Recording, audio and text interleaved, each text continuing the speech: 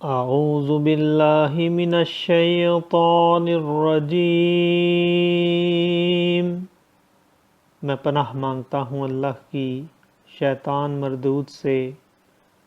بسم اللہ الرحمن الرحیم، اللہ کے نام سے شروع جو نہایت مہربان رحم والا۔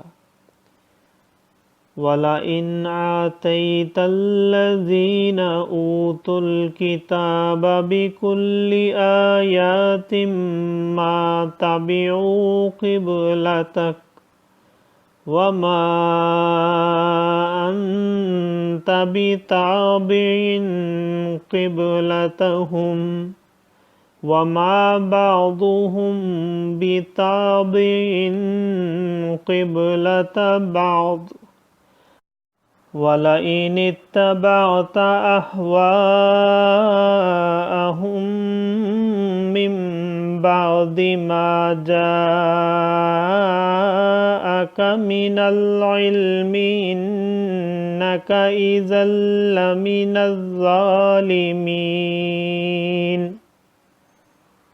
الَّذِينَ آتَيْنَاهُمُ الْكِتَابَ يَعْرِفُونَهُ كَمَا يَعْرِفُونَ أَبْنَاءَهُمْ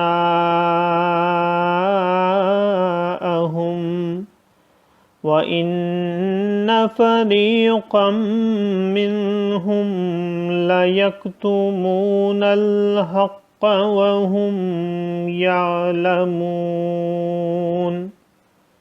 الحق من ربك فلا تكونن من الممترين۔ صدق اللہ العظیم۔ اور اگر تم ان کتابیوں کے پاس ہر نشانی لے کر آؤ، وہ تمہارے قبلہ کی پیروی نہ کریں گے اور نہ تم ان کے قبلہ کی پیروی کرو، اور وہ آپس میں بھی ایک دوسرے کے قبلہ کے تابع نہیں۔ اور اے سننے والے کے باشد، اگر تو ان کی خواہشوں پر چلا بعد اس کے کہ تجھے علم مل چکا، تو اس وقت تو ضرور ستمگار ہوگا۔ جنہیں ہم نے کتاب عطا فرمائی وہ اس نبی کو ایسا پہچانتے ہیں جیسے آدمی اپنے بیٹوں کو پہچانتا ہے، اور بے شک ان میں ایک گروہ جان بوجھ کر حق چھپاتے ہیں۔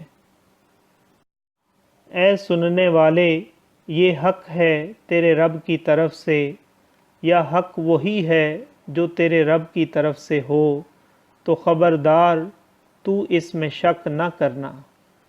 صدق اللہ العظیم۔ معزز سامعین اور حاضرین، آج ہم نے سورہ بقرہ کی آیت نمبر 145 سے 147 تک کی تلاوت کی اور ترجمہ پیش کیا۔ اللہ تعالیٰ قبول و منظور فرمائے۔ اللہ تعالیٰ ہمیں قرآن پاک کو پڑھنے، سننے، سمجھنے اور اس کے احکامات اور تعلیمات پر عمل کی توفیق عطا فرمائے۔ دوران تلاوت اور ترجمہ اگر کوئی غلطی رہ گئی ہو تو اللہ تعالیٰ ہمیں معاف فرمائے۔ آمین۔ جزاک اللہ۔